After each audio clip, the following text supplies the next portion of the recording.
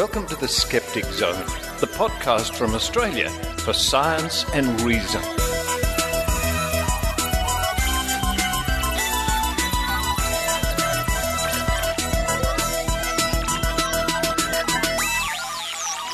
Welcome to the Skeptic Zone. Episode 299. Hang on, I've been hijacked. It's Richard Saunders here with Evan Bernstein and Bob Novella, all the way from Las Vegas at the amazing meeting. Hi, guys. Hello. Hey, Richard. Hey, it's the Skeptic Zone meets SGU again. We love it. I always, it's a meeting of the minds, a wonderful time. And I'm not wearing. You're wearing your own T-shirt. Yes. But this year the logo of TAM is a brain. There it is over there on the poster. Mm-hmm, and somebody came up to me and said, "Oh wow, they made an origami brain this year." It does. It has all the folds and corners of an origami piece. So how is life at the Skeptic's Guide to the Universe then? Oh, life is great. We're continuing to roll along with all of our, obviously, weekly episodes and upcoming trips that we'll be making. Yeah, I've heard of your show. I forget what number we're up to now. I'd lost count. 470 will be coming out this weekend. Oh, they're just gloating, folks. Yeah, 299 is still pretty good, though. Thank you. Not bad. I'm on my way, I'm on my way. But you guys love coming to these things as much as I do, I guess. I look forward to it every year. I love seeing all, the old friends, new friends, making new friends. Yes. I love the South Point. I love Vegas. It's always a blast. It's sad to go every year. It's very sad. I have to leave, right? Yeah. You got to leave at some stage. Oh, there goes Jay Novella. Look at him stalking down the hall. Don't make eye contact. Oh, he's going for the coffee. Look, he's picking up the cup right now. His coffee's being poured. Yep. It seems to be decaf. Oh, that tells a story. What's going on. Now, the big news, and as Zone listeners well know, is you guys are going to be in Australia in November. And New Zealand, is that true? That's correct. Yes, wow. I am so excited. I loved it when we went. How long was it? Almost 4 years ago now? Almost 4 years ago, Seems that's like right. Yesterday. One of my favorite trip of all time. And I love putting into security application where it says, "What's the farthest you've been from home?" And I always put in Australia. It's awesome. Absolutely. We're so looking forward to this. We've wanted to come back ever since our initial trip in 2010, and we're making good on that promise now. I can't believe it's the years have gone by since that trip, because we were all looking forward to it and playing for it, and it worked really well. And suddenly it's 4 years ago almost. It went so fast. It went so fast. And, we'll be having our families with us. If you come out and see us, we'll have our kids with us. You saw them as smaller kids, but now you see them 4 years later. That will really be telling about, how long ago it was. Well, that's fantastic. The Skeptic's Guide to the Universe back in Sydney, Australia for our national convention in November. We're all looking forward to that. On this week's show, gentlemen, I must tell you, we have an interview with Sharon Hill and an interview with George Hrab. We have a week in science from our good friends at the Royal Institution of Australia at www.riaus.org.au, and other bits and pieces from this amazing meeting. How about that? Sounds fantastic. I'll be listening. Absolutely. Sharon, Gio, Richard Saunders. I mean, it doesn't get much better than that. Doesn't get much better than that. Now, while I run downstairs and see if I can find some Australian coffee. Hang on, you've had some Australian coffee? Yes, we had it every morning, and I miss it, and that's one of the things I'm most looking forward to when I get over there. Not the most, but it's on that top 10 list. I loved it. Can't wait for it. Someone tried to give me civet coffee once, but not exactly my taste. Google it, civet coffee. I tell you what, we'll all go downstairs and find some real Australian coffee, and we'll let everybody enjoy the Skeptic Zone. Let's do it. Do it.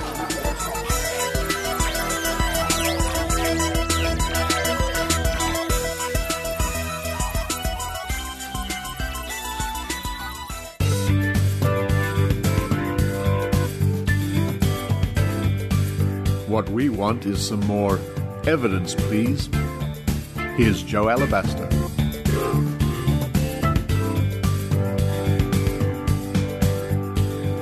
Hello, this is Jo Alabaster. Fantastic news out of Queensland this week. On July the 9th, Premier Campbell Newman and Health Minister Lawrence Springborg announced that Queensland will be providing a free whooping cough, also known as pertussis, vaccination for women in their third trimester of pregnancy. This has come after all states, but not the Northern Territory, wound back the provision of free whooping cough vaccines for parents in 2012, a move which disappointed advocates for immunisation and whooping cough awareness, including parents, medical professionals and the general public, who have campaigned for better access to whooping cough vaccines since. Newborn babies are particularly vulnerable to both contracting whooping cough and experiencing the worst effects of this disease, serious illness and tragic death. The Australian vaccination schedule recommends that babies receive a 3-dose primary schedule of pertussis-containing vaccine at 2, 4 and 6 months of age, though the initial dose can be shifted to 6 weeks to offer partial protection to infants. Previously, whooping cough vaccines were provided postpartum to mothers who had not been recently immunised, as part of a strategy dubbed cocooning. Cocooning aims to protect those in close contact with newborns in order to reduce potential exposure to newborns themselves. Cocooning can extend to parents and caregivers, siblings, grandparents, and others in contact with infants. Postpartum immunisation for mothers who didn't have whooping cough immunity did unfortunately leave a window of time during pregnancy and immediately after birth in which the mother was not immunised and at risk of contracting whooping cough and potentially passing it on to her newborn. But cocooning was still an effective strategy, and access to a postpartum vaccine offered more protection than no vaccine at all. The new approach, mentioned in the newest edition of the Australian Immunisation Handbook, released in January 2014, recommends that pregnant women may receive a whooping cough vaccine during their 3rd trimester of pregnancy. A US modelling study has concluded that immunisation during pregnancy offers protection to newborns in 2 ways: by removing the window of time in which a mother is unvaccinated during pregnancy and after their baby is born, and by protecting against infection via placental transfer of maternal antibodies. Australian experts say pertussis vaccination in pregnancy is likely to be more effective than postpartum vaccination, and it's wonderful news that Queensland is implementing this strategy. I'd like to read a letter to the New South Wales Premier Mike Baird and Health Minister Gillian Skinner, composed by Heidi Robertson and Alison Gaylard on behalf of the Northern Rivers vaccination supporters. NRVS are a rather amazing group of concerned community members who live in the Northern Rivers region of New South Wales, an area with one of the lowest childhood vaccination rates in the country. They've come together due to a shared interest in increasing the immunisation rates in their community and have so far accomplished a great deal, liaising with local health practitioners, politicians and the media, providing support for pro-vaccine parents in an area with many who are anti-vaccination, and establishing a visible presence in their local community. Alison Gaylard, one of the authors of this letter, will be giving a talk on NRVS at Brisbane Skeptic Camp next weekend, and I very much look forward to catching up with her and bringing you more information over the coming weeks. Quote, Wednesday, 9th July 2014.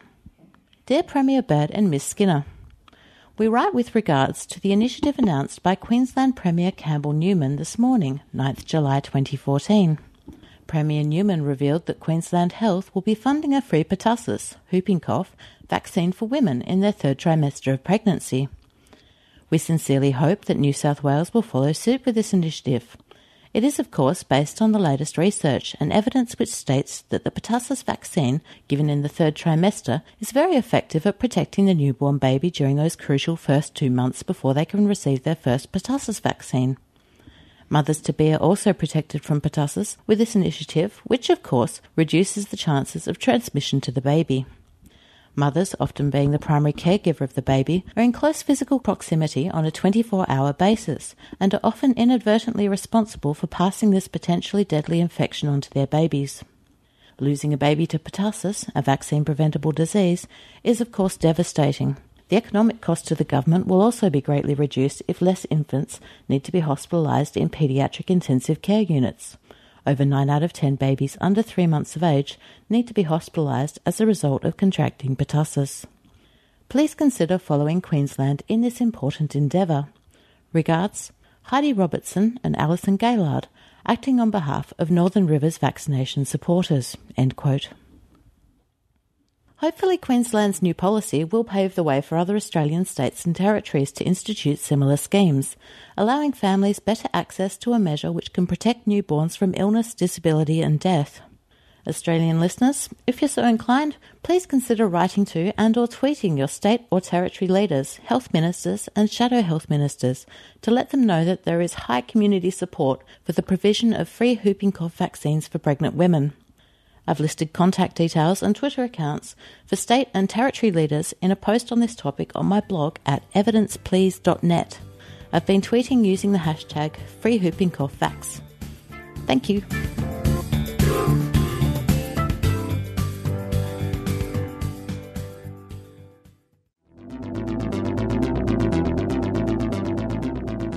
Welcome to a week in science from RiAus, bringing you the science you need to know. Cottage cheese or orange peel, whatever you call it, dreaded cellulite is seemingly inevitable, particularly for women. So what is it, and what actually works to get rid of it? Layers of fat under our skin are held in chambers of connective tissue, mainly collagen. As collagen breaks down, the fat cells can push through, creating that trademark bumpiness. Increases in the hormone estrogen during pregnancy and at points during a woman's menstrual cycle promotes fat storage, particularly around the butt and thighs, so those chambers are pushed to their limits. Plus, estrogen breaks down collagen, great for relaxing birth canals but very bad for cellulite. Unfairly, cellulite only appears in about 10% of men. While women's fat chambers are built like columns, men's are crisscrossed like mesh, making them better at holding fat in place. Plus, men have lower fat percentages in the first place, and thicker skin to mask little bumps. Lots of therapies claim to treat cellulite, but most of the evidence for these is anecdotal or self-assessed, meaning it could be a placebo effect. Beauty creams are popular, but there's no evidence that they work. Massage and suction therapies are also widespread, but the few independent studies into it show no tangible benefits. Besides diet and exercise, the most promising treatment seems to be laser or shockwave therapy. Laser uses radio frequency waves, while shockwave therapy uses large amplitude, quite noisy energy pulses. In theory, the energy pulses break up the connective tissue, which then heals like a wound without the original weak points. Some small studies have shown a reduction in cellulite, but this certainly isn't conclusive and could be a result of swelling. And now, 4 fast cellulite facts. Skinny women also get cellulite because even they store fat around their thighs and bums, but weight gain can definitely make it worse. References to cellulite in scientific journals became common in the 70s, the same time that women started wearing clothing that showed their upper legs. Liposuction is not a good idea for cellulite, with many people reporting an increase in its appearance after treatment. And there is now a genetic test to determine your cellulite risk, but seeing as most women have it anyway, it may not be worth the $250 price tag.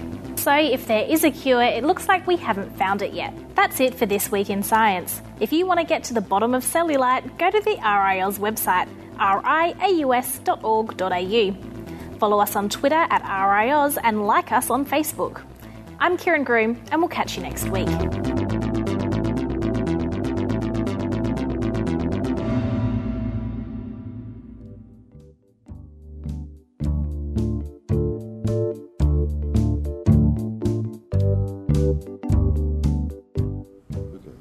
Who cares? There speaks the voice of wisdom. It's the first day of TAM, really, I think. It's yesterday didn't count? Yes and no, sort of. I mean, it's Thursday morning. It's 7:30. I'm here at the Australian Skeptics table, just sort of setting up. Not many people here. The SGU gang are behind me there, trying to decide what. They've ripped up all their shirts up. Oh, no, they're putting up all their shirts. Yeah, everybody's setting up. And I'm with one of the men who kicked off skeptical podcasting, really, Derek Colanduno. Hi, Derek. Well, it's me and Steve and the SGU people. We figured it out a couple of years ago when we sat down. And Skepticality had their first episode about 6 days before Skeptic's Guide. And we had nothing to do with each other. We had no idea. We didn't know each other at all. Yeah. It just happened to come out that way. What year was that? 2005. Five. Yeah. Wow, that's something. I mean, the Skeptic Zone started in 2008. I was sort of doing bits and pieces before that. Well, you were doing the tank. I was doing the tank before that and something else before that. But really, a weekly podcast, the Skeptic Zone, didn't start till 2008. And we kicked it off at DragonCon, of course. You did? Well, because I had it on the schedule that year as the tank. Did you? Don't you remember? No, it's too long ago, 2008. Because you came and you said, by the way, we're finally going to change the name because I've never liked the name. Yeah. So and that was when you had that, I think it's still the video, the same theme song. And no, actually, no, when we started the Skeptic Zone, Stefan wrote the whole new theme song. Yeah, but I think the old one was Oh, we had it there. Yeah. Oh, the mist of time, Derek. I mean, the Skeptic Zone's been going for 6 years now, so these little details begin to get a bit fuzzy. Yeah, and you guys, obviously, me and Soupy, when we started our show, it was weekly, and now we joined with Skeptic Magazine. Well, that was back in 2006 or 7. So Skepticality kind of focuses on the scientific side of skeptical stuff, or the cultural side, like art and science and research. Now, listeners might be wondering why you and I sounding quite husky and because a bit rough this morning. Well, you see, I grew up here in Las Vegas, and I always forget every time I come back how smoky it is. Yeah, the South Point Casino downstairs, where the Del Mar bar is. Up here is not bad. Up here is fine in the convention area. There's no smoking, but downstairs, it's quite smoky. And when you go down there and just socialize, you can't help it. And well, the funny part is, it's not as nowhere near downstairs as most of the hotels downtown. The Strip is about the same as this, but if you go downtown, where the real gambling joints are, they're really smoky. Yeah. So. I don't know how long that'll be before that changes, but this is Las Vegas. Well, I grew up here when I was a kid, and there have been non-smoking hotel casinos. Yeah. Every single one of them has failed miserably. Really? Because most of the people come to Vegas, gamble and smoke and drink, and away they go. Yeah. Look around when you go down there. How many people are not smoking? That's true. Absolutely, but the ones who are smoking make up for it in the cigars. Oh, yeah. Lots of cigars down there. Yeah. People always give places like Florida and Texas a bad rap for all. Vegas is not. Nevada's not that much different. Difference is Nevada's more libertarian than anything. Anything goes. I was really shocked. I was talking about this with a bunch of people last night. That I was completely shocked that places like Colorado and Washington State got legalized pot before Nevada. Because prostitution's legal here in Nevada. Right. I never thought about that. All the weird stuff that's illegal everywhere else in the United States is legal here. Yeah. And Nevada missed the boat on that? Really?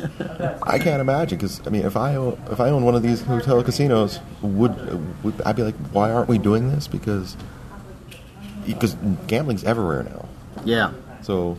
Oh, back in Australia, it's every club and pub you go into in Sydney, at least in New South Wales, and I think in other parts of the country, is they make an awful lot of money out of the slot machines, the poker machines. Yeah, well, that's where most of the money is. Well, downstairs, we have the gambling tables. We've got the traditional blackjack. We've got the roulette. We've got the craps, but most of the floor area down there is machines, slot machines. You call them the slots, the slots. Yeah, slot machines or machine gaming. Yeah. But when I lived here, I did some programming for the algorithms on how the casino.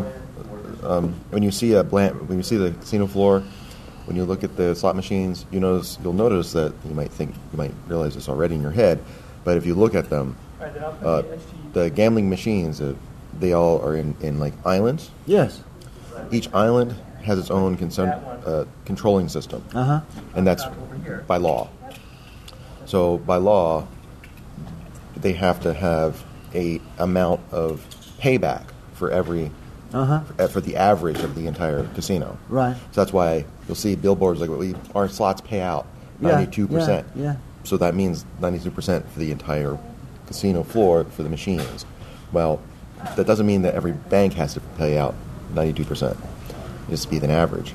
So one trick that some people know or some don't, some of the islands are tweaked to pay out more because they have to make up for the average of the ones who pay out less. And usually the ones that pay out the worst are the ones that are closer to the doors because that's most people just walk in and sit in the first ones they see. So stupid little tricks, but in the differences aren't that much different, but different enough to make out. Inside information. Yes, I used to do some of the background programming for all that stuff, and I was... I wonder how many people who come to the amazing meeting spend time downstairs gambling. Some of them, I've spent $1 or $2 down there, but in all honesty, I don't think I've even reached $10. In all the years I've been coming here, I've probably spent about $10 gambling. Well, I just don't... Not into it, yeah. Like I said, I lived here as a kid. Well, I couldn't gamble then. But I came back for college, and of course, when I got a little bit older, I was able to gamble. Me and my friends did a bunch of gambling as a team. And I'm way up because we did it on purpose. But you have to play the game that you have control of. Mm-hmm. There's only one, and you probably can figure it out. It's blackjack, huh? No, I can't figure it out. You have no control of that. I've got no what? Poker. Oh, sorry. Yes, of course. I sort of treat that slightly differently because you're sort of playing against other people, not necessarily against the house. But you have control of that. Texas Hold'em, right? Yeah. But you have control over that. Yeah. And that's where that's mainly a skill game. And if you doubt that, go to the World Series of Poker every year. It's the same 10 or 15 people every time. It's because it's not a game of chance. That's that smoke again. Yeah, it's not much of a game of chance. It's a mix between skill, math, and human interaction. Interesting. Yeah, so that's the game where you can make money at. But we used to do it as teams. So we like 5 of us, because usually it's like a table with 7 people. So of course, there's 5 people at the table that are me and all my friends. We know each other. So we figured out all their tells, and then we just take down the people at the table with us. The Skeptic Zone podcast does not endorse gambling. If it's legal, it doesn't matter. And so you've got, we're sort of halfway along the grand hall here. We're right next door to the SGU guys who are setting up. And it's still early, so there are some more people down there at the registration. A lot of the tables are empty, they're not being set up yet. But it's early, isn't it? I mean, it's Thursday morning, it's really the first day of workshops. Yeah. Cam really gets into full swing, I think, tonight at the big reception. Yeah, and like I said, because Thursday is everybody starts to getting in town, and all the setup doesn't happen until this afternoon. Wow, some people are keen. I've noticed some people even walking into the workshop rooms already to get a good seat, but they're practically empty. So. Oh, I know. There's a bunch of people who are... I was supposed to have breakfast with one of the workshop presenters, and he said, I'm just going to be in my room doing all my work. Yeah, I spent a few hours this morning. Actually, woke up quite early, and I've just been more or less doing the same thing, trying to work on my presentations. Well, after the past about 3 years, I've been doing something, either workshops or whatever. This year I'm doing nothing. I'm working at the table, that's about it. I can appreciate that. Yeah, that's good. Why not? Sometimes you do have to take a bit of a backseat. It's like going back to the old school when I came the first 3 years where I just hung out and interviewed some people. That's what I'm doing right now. I'm just hanging out with you and interviewing you.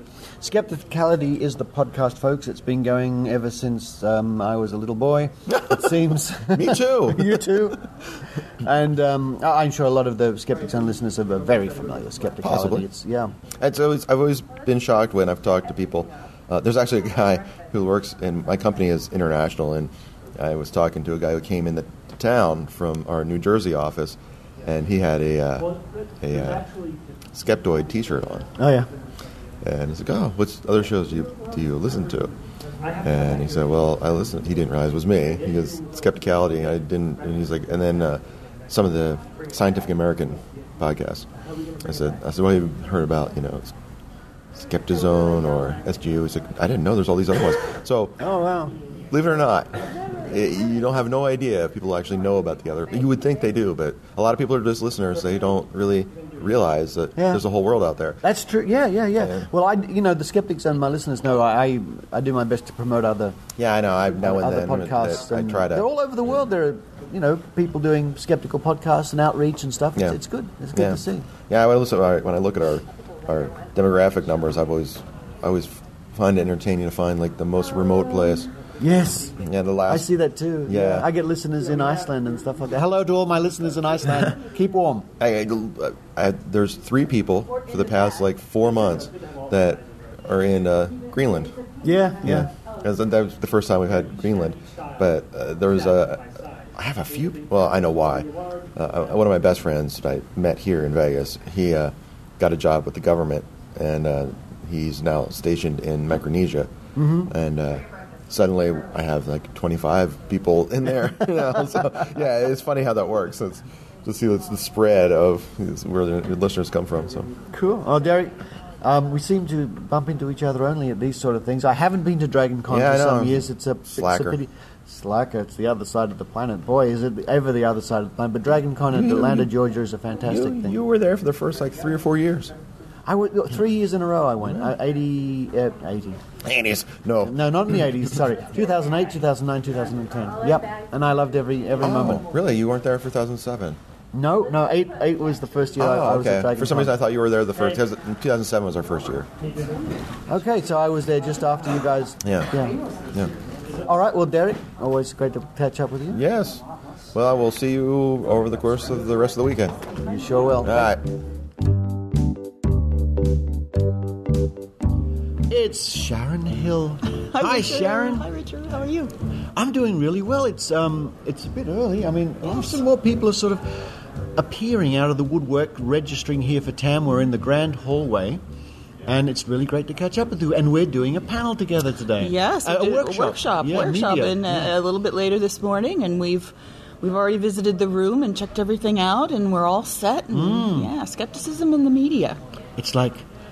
Whenever I hear your voice, all I hear is it's like Meet the Press, but with chupacabras. Oh, That's your voice. Virtual skeptics. Skeptics. That's true. Yeah. Unfortunately, I don't do virtual skeptics anymore, but other things have come up. But they're still running, and still have a lot of fun. And they don't talk about chupacabras as much anymore. Well, that's a pity. That's a pity. So, what are you up to these days? I'm still doing Doubtful News. That takes up most of my time. DoubtfulNews.com. Well, I guess that's what you're most known for. Doubtful News. That's an everyday job, and it's doing very well. And because that's the other promoon of you. That's right. That I run. Yep. You'll hear the promo for that as well. What's the story behind that UFO report? I can't do your voice. Go on, try. We're getting heckled by Derek Colanduno. This is not good. And he's carrying a chair. And he's carrying a chair. Yeah. Okay. So my listeners would know your voice from that, the Doubtful News, of course, and like many of us, that's a very popular website. Yes, people visit that. Yeah, absolutely. And not only skeptics will go to that website, but I get a lot of traffic just from Google search, and I think that's really important because then we can reach the public. Yes, the people who don't know about how to apply skepticism to the media.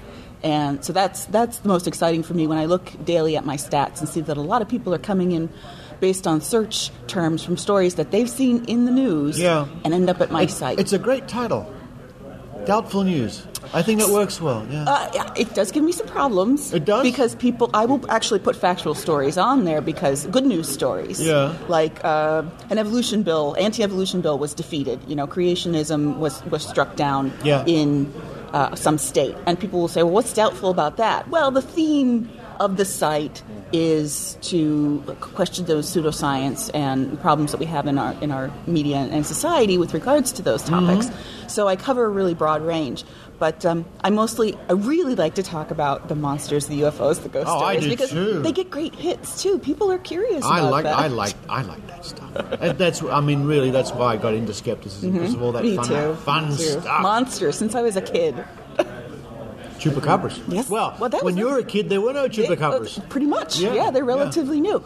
But I also write a column called Sound Sciency, where I look at pseudoscience in the in every kind of media, and talk about why people are sometimes fooled by fake science. And I'm also working on a book manuscript based on the work I did when I was in grad school with regards to amateur paranormal research groups. Yeah, there's a lot of those. There's a ton of them. I've read just... part of my research for the $1 Million Challenge this year here at TAM, I've been reading reports from so-called paranormal investigators. And, their heart's in the right place. Absolutely. But... they don't know how. They never learned. Yeah, they fall down straight away on basic scientific principles. Well, should I say techniques, methodology. And I think that they get the wrong conclusions. Absolutely. And I think that there's plenty of room to work with there. So I try to connect with some of these groups and help them out and say, look, I understand what you're trying to do here, and it's good because they're helping people who have troubles. Whatever the cause of the troubles is, we don't know. But I think that there is an opportunity there for some sympathetic skeptics to get in there and help them out. Yeah, I agree, absolutely, because if you're going to do something you might as well do it right. Yeah, that's exactly right. And because get the right answer. I've seen when the basic mistakes made very early on lead to false conclusions, and they'll say, well, look, here's the conclusion, it works, you see? Yeah. And you say, well, and then you go right back to the beginning and you didn't do this, or something like that. It can be difficult. So do you get much feedback, generally? Sometimes I get really good feedback from my Sound Science-y column. I actually get people who email me and either have questions or comments about what I wrote, which is cool because then I'll answer them and they give me good food for thought.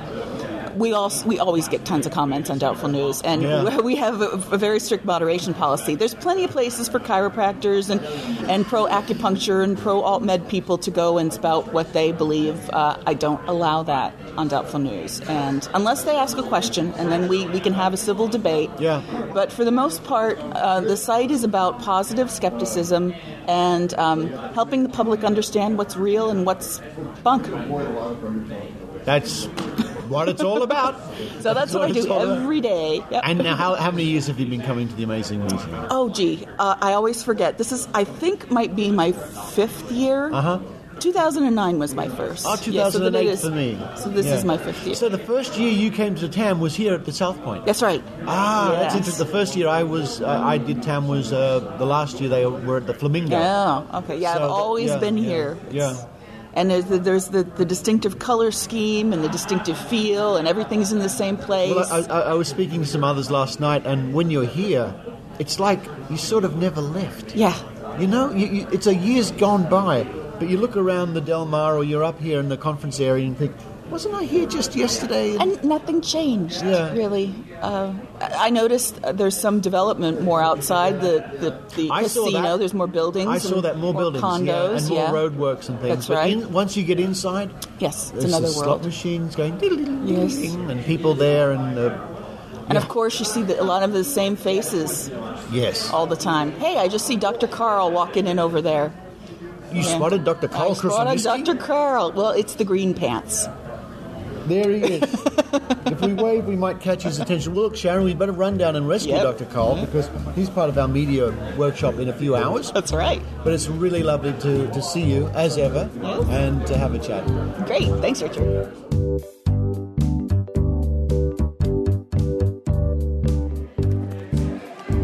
Wow, the Skeptic's Guide to the Universe dinner has just wound up. We had an auction, we had a game show, lots of people here still milling around, including George Hrab. Hi, George. Hello. Hello. Nice to see you once again here at the Amazing Meeting. We keep meeting like this. We keep meeting in the desert sands of Vegas. We do. It's in so fact, nice. we've met here more. We've met more here than.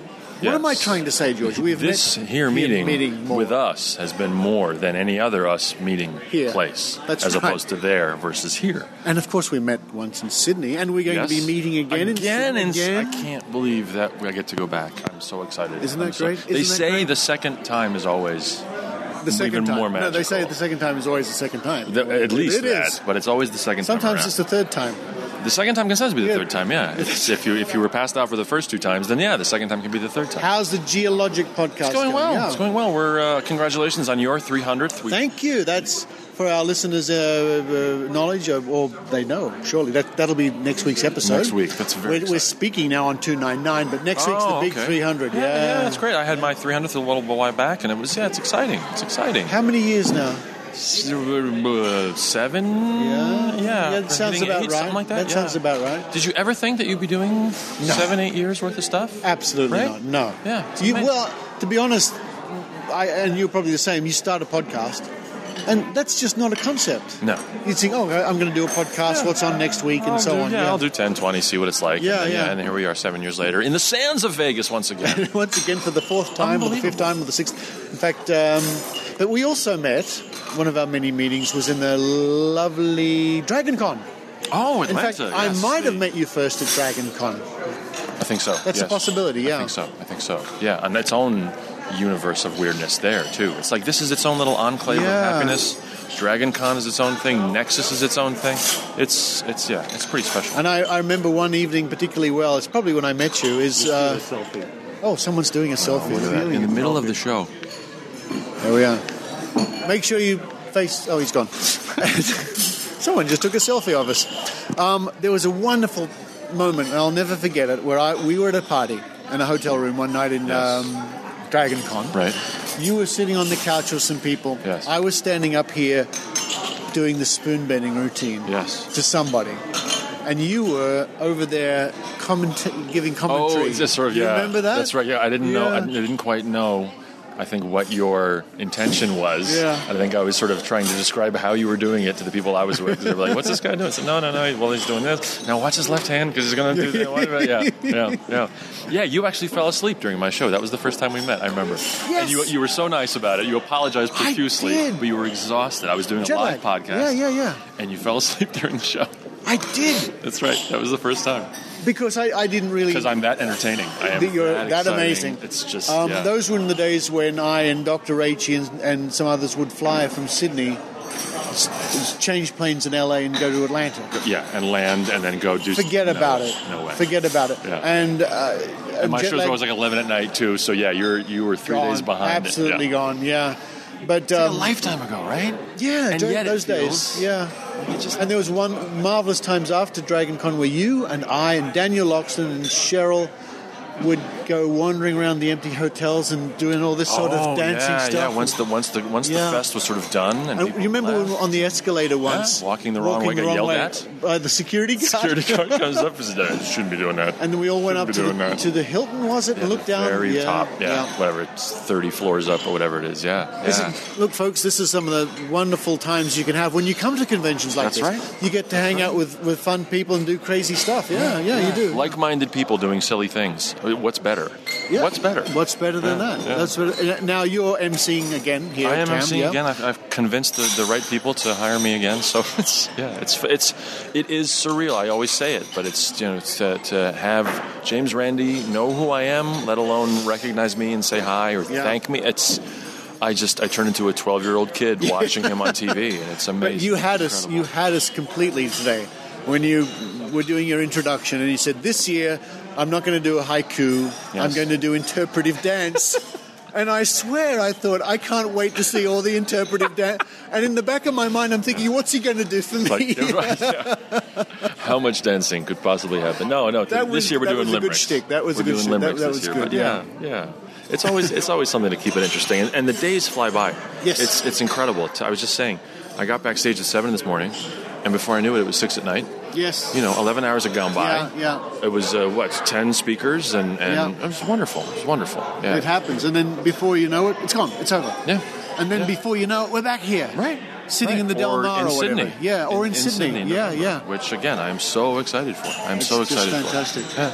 George, great to see you again, my friend, see you, my brother. Of course. And we'll catch up over the course of the next few days and have some good times, and then it'll be the big lead up for Sydney. For Sydney, yes. Drink fluids. Drink fluids. Thanks, Gio. Awesome.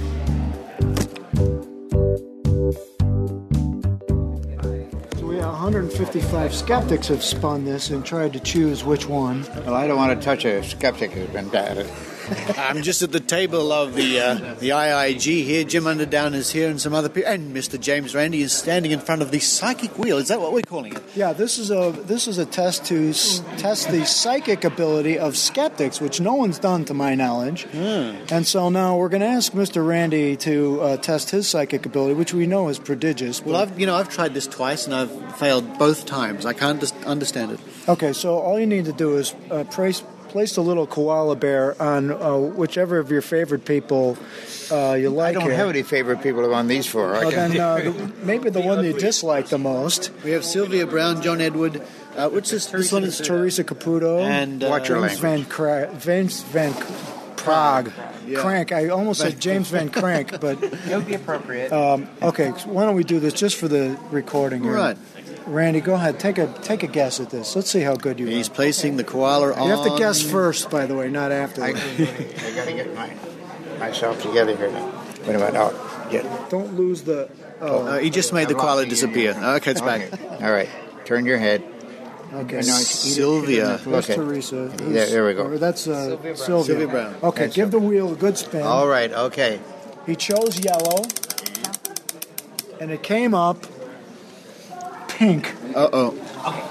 But it's next to it. Yeah, it's as good as a win, isn't it? We can't count that as a win. Oh, here we Thanks go. for playing. Details now. Not even the amazing Randy got a candy bar. Yeah, you're screwed again. But Loser again. Yeah. Drat. Yeah. Well, back to the old drawing board. Back to the old drawing board. Are you enjoying the TAM? I would suggest you are. You always enjoy TAM, Mr. Andy. Oh, I have a ball at this place.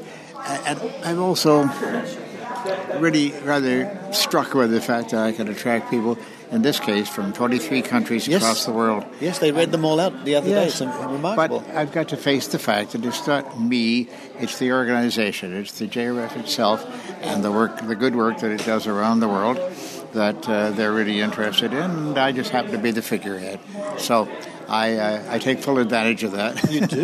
You do. And it's remarkable that I've actually caught you. It's a bit quiet out here in the hallway. There's a talk going on inside. But it's remarkable. I can actually pull you away from the people. Yes. And you can't help yourself. I saw you performing some wonderful conjuring tricks earlier. Oh, yes, conjuring tricks.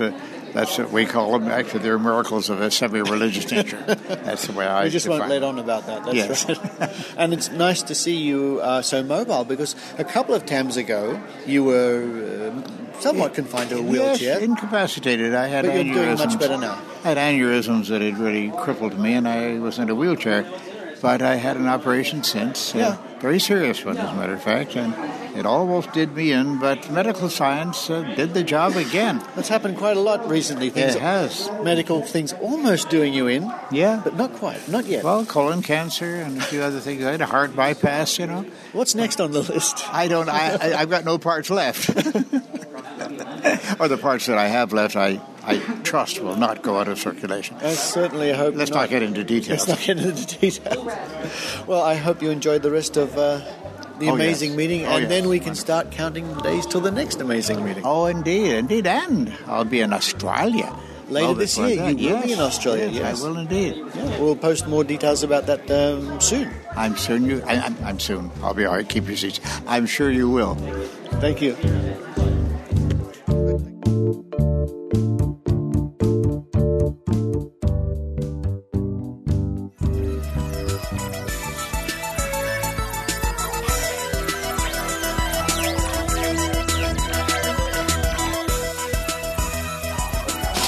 Thank you for listening to the Skeptic Zone. We weren't successful in our search for Australian coffee, but we found beer instead. I only had 4. Now, next week's episode is the big 300, the third 300 episode of the Skeptic. And Steve Novella is mightily impressed. I'm very impressed. We're at 470, but hey, that's good. I've heard this all before. That's what happens when you come in late. Steve, good to see you here again at the amazing meeting. A lot to look forward to. Yeah, always a pleasure to see you, Richard. And, of course, as I was chatting to the guys at the top of the show, looking forward to the big Australian adventure yet again, and New Zealand. Yes, Australia and New Zealand. We're going to go down under with George Hrab. Yeah. And we're really looking forward to it. It's going to be a lot of fun. Yeah. And try to meet as many people as we can while we're down there. Yeah, the ticket sales went so well, we covered all our costs, so we were able to lower the prices, and now even more tickets are selling, so we're really pleased about that. We'll have at least, 40, 50 people there? At least! Yeah, good. If there are 60, we're going to be worrying, seating arrangements might be a problem. Anyway, so we all have work to do. We've got our tables next to each other, merchandise, people to meet, skeptics to chat to. Cookies to eat. Cookies? Where? Oh, yeah. Oh, yeah, time to wrap this up. So from the amazing meeting, this is half a Skeptic's Guide to the Universe, and Richard Saunders signing off. You've been listening to the Skeptic Zone. Visit our website at www.skepticzone.tv for comments, contacts, and extra video reports.